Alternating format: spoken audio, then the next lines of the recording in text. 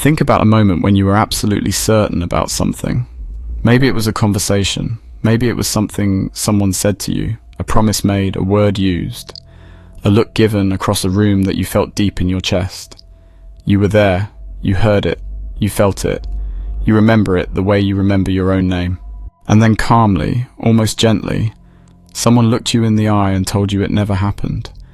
Not with rage, not with obvious cruelty, with patience, with the kind of quiet confidence that makes you wonder, even for half a second, whether maybe, just maybe, you got it wrong.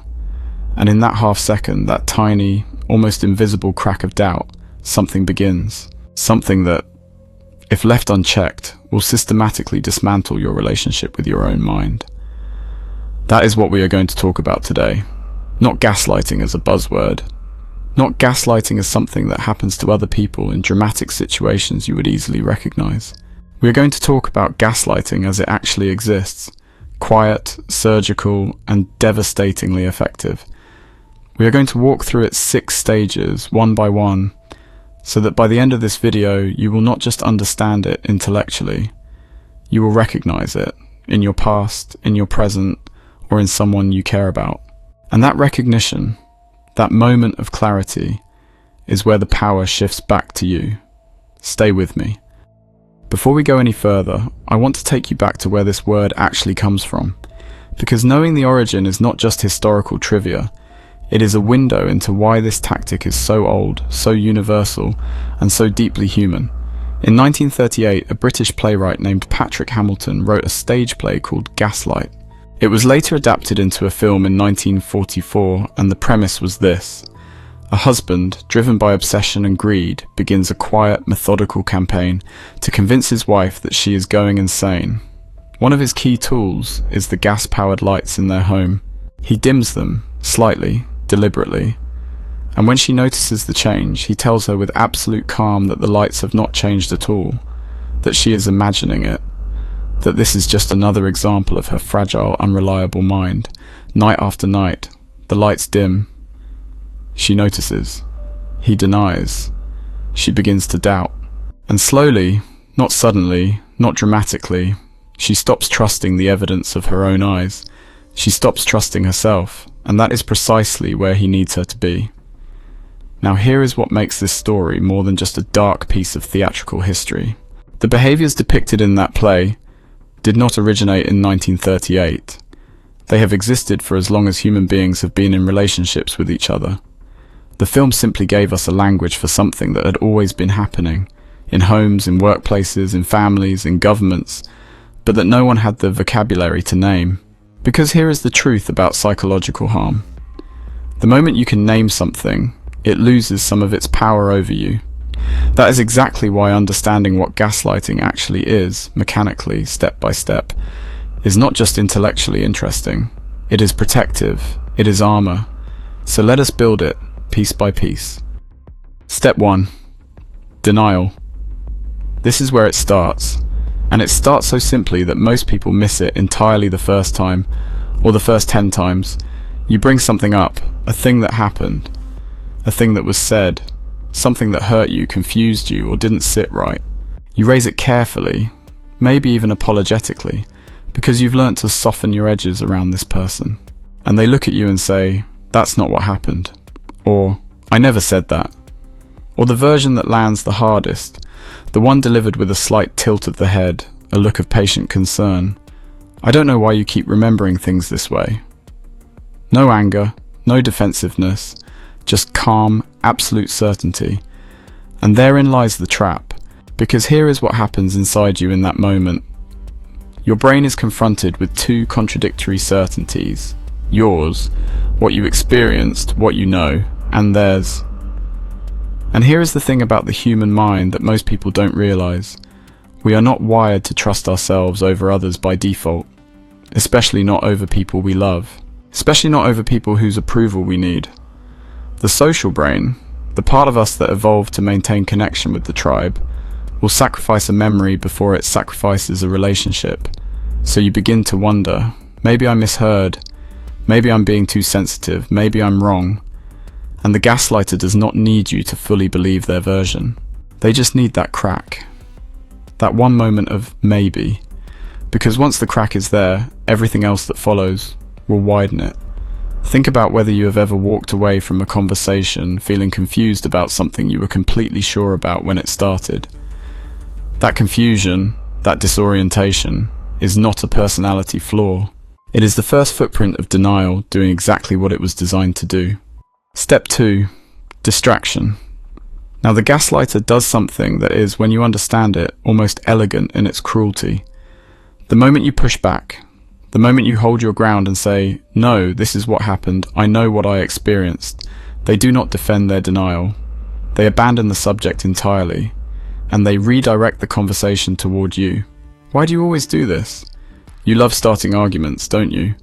This is exactly what I mean. You can never just let things go. I'm getting tired of having to manage your emotions.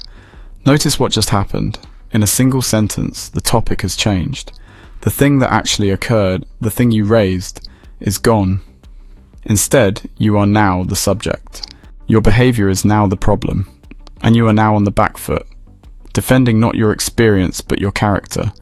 This is not accidental. Distraction is a deliberate tactical pivot. The gaslighter is not interested in resolving the conflict. They are interested in ensuring that the conflict never resolves in your favor. And the most efficient way to do that is to make the conflict about you. Because the moment you are defending yourself, you have already lost the original ground. Think of it like a chess move. You open with a legitimate concern. They respond not by engaging your piece, but by attacking a completely different part of the board. And while you scramble to protect that new area, the original issue disappears under the weight of everything else. Distraction is what makes gaslighting so exhausting. It is why people in these situations often describe feeling like they are always the one who is wrong, even when they cannot logically explain how or why. It is because the rules of the conversation keep changing, and they are the only one who doesn't know it. Step 3. Isolation. Let me ask you something. When was the last time you saw your closest friends? The ones you had before this relationship, before this job, before this family dynamic shifted?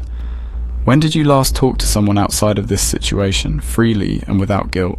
If that question made something tighten in your chest, I want you to hold that feeling, because isolation is the step where gaslighting transforms from a conversational tactic into a structural trap, and it often happens so gradually that by the time you notice, you are already alone.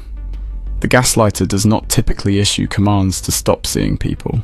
That would be too obvious, too easy to name. Instead, they make your other relationships feel costly. They become subtly hurt when you make plans without them. They ask just a few too many questions about who you were with and what was said. They find small things to criticize about your friends. I just don't think she has your best interests at heart. And they do it consistently, quietly, until your friendships start to feel like a source of tension rather than relief. And so you start skipping things. Not because you were told to, but because it's easier. Because the cost of going out, the questions, the silence, the subtle shift in atmosphere when you return, is higher than the cost of staying home, and each time you choose the path of least resistance, your world gets a little smaller. This is the architecture of isolation. It is not a wall built overnight. It is a horizon that moves back, 1 inch at a time, until the world you once inhabited feels like it belongs to a different life. And the only person left standing in your current one is the person who engineered the distance. Because a gaslighter without an audience is manageable. A gaslighter who is your only audience is nearly inescapable. Step 4. Reframing. This is the step I want you to pay the most attention to, because it is the most sophisticated, the most damaging, and the hardest to see, precisely because it uses the truth as a vehicle for a lie. By this stage, the target of gaslighting is already doubting their perception. They are already second-guessing their memory. They are already more alone than they were. And now the gaslighter offers something that feels, at first, almost like compassion. They offer an explanation. The reason you struggle so much is that you've always been like this. Your anxiety makes you see problems that aren't there. You've told me yourself that you had a difficult childhood. It makes sense that this would affect how you interpret things. I worry about you. I've always worried about you. And here is why reframing is the cruelest step of all.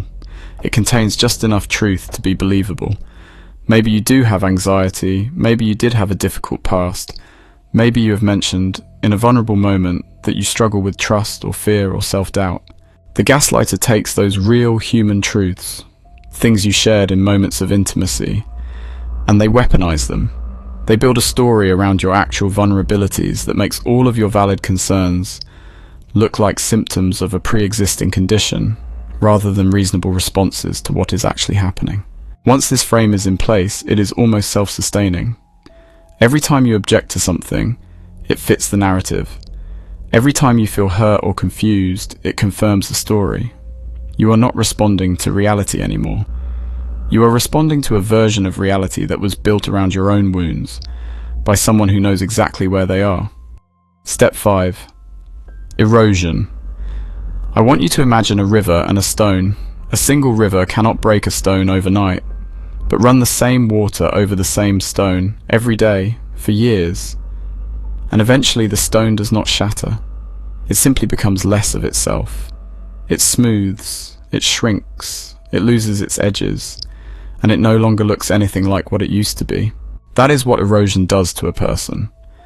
By this stage in the gaslighting process, the target is not experiencing dramatic confrontations every day. They are experiencing something far more mundane and far more damaging, a constant low-grade atmosphere of self-doubt.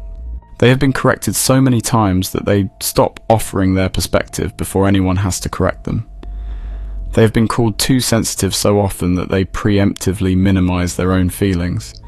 They have been told their memory is unreliable so consistently that they stop trusting it even when no one is watching. They begin to do the gaslighter's work for them. And this is the point that researchers in coercive control, psychologists like Evan Stark, whose work on this subject is among the most important in the field, describe as the target becoming the instrument of their own suppression. The gaslighter no longer has to gaslight aggressively because the target has internalized the process. The doubt is now self-generating. People in this stage often describe it in similar ways. I stopped trusting myself. I used to know who I was and then I didn't. I felt like I was disappearing. Not disappearing in a dramatic way. Disappearing the way ink fades on paper left in the sun.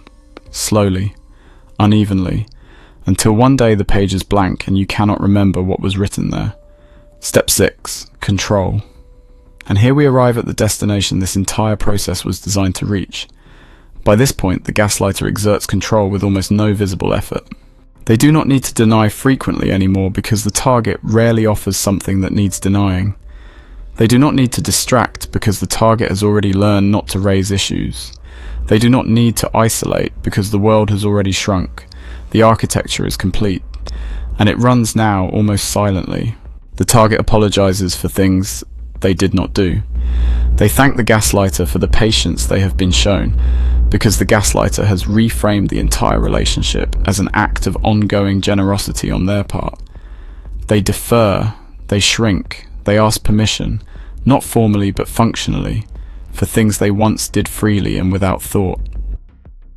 Clinical psychologists call this state epistemic learned helplessness, a condition in which a person has learned through repeated experience that their own mind is not a reliable tool for understanding the world. They no longer trust their perceptions. They no longer trust their emotions as information.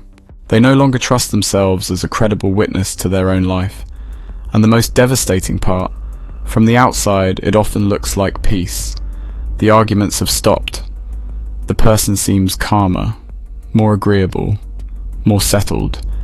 What those on the outside don't see is that what looks like peace is actually surrender, not chosen, not conscious, not free. I want to spend a moment on the neuroscience here, because one of the most common questions people ask when they begin to understand what happened to them is, why didn't I see it? Why couldn't I stop it?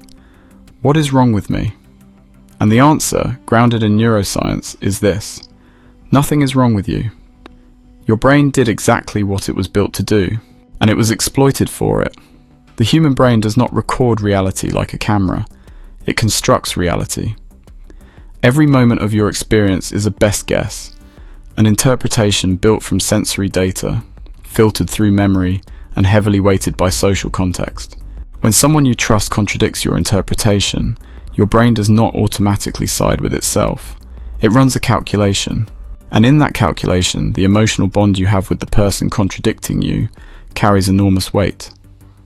Because for the vast majority of human evolutionary history, being in conflict with a trusted member of your group was more dangerous than being wrong about a perception. Research also shows that social contradiction from a trusted source activates the amygdala, the brain's threat detection center, in the same way that physical danger does. Your nervous system is not just confused by gaslighting. It is under sustained stress. Cortisol accumulates. The hippocampus, responsible for memory consolidation, is measurably affected by chronic psychological stress of this kind. Over time, this is not just emotional damage. It is neurological. The brain that comes out the other side of sustained gaslighting is, in measurable ways, different from the brain that went in. This is not metaphor. This is biology. And that is why recovery takes time. Not because the person is weak, but because the damage is real, and real things take time to heal. So where does that leave us? If any part of this video landed close to home, if you found yourself nodding at things you thought were just your own personal failings, I want you to sit with that recognition for a moment. Not with shame, not with anger, just with the quiet, grounding awareness that what happened to you had a name, it had a structure, it followed a pattern, and patterns can be understood, and things that can be understood can be survived. The first step in recovery is the one you may have already taken just by watching this: naming it. Gaslighting thrives in the unnamed space between your experience and your doubt. The moment you can say, even just to yourself, even in a whisper, "This is what this is," the mechanism loses purchase. It does not disappear overnight, but it weakens, and you begin to strengthen. Keep a record, not to build a case for anyone else, for yourself. Dated notes, voice memos recorded right after conversations, screenshots saved not out of paranoia, but out of self-preservation.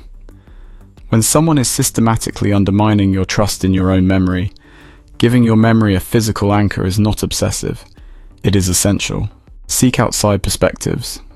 A therapist, a trusted friend who existed before this dynamic began. A support group of people who understand coercive control from the inside. Not because you need someone to tell you what to think, but because you need to practice trusting your own perception again in an environment that does not punish you for having one. Recovery is, in large part, the practice of rebuilding the relationship with your own mind. And that relationship, like all real relationships, needs witnesses who are safe. Understand that what happened to you was not evidence of a broken mind, it was evidence of an exploited one. A healthy one, even. Because the very qualities that made you vulnerable to this process are the same qualities that make you capable of genuine connection, trust, empathy, a willingness to consider that you might be wrong. These are not weaknesses. They were targeted because they are valuable, and they will remain valuable long after the person who targeted them is gone. Recovery is not linear. It is not fast. There will be days when the doubt returns, when the old voice that says, "Maybe I was the problem," gets loud again. That is not failure. That is the brain rewiring itself. The slow, unglamorous, necessary work of reclaiming your own mind. And your mind is worth reclaiming.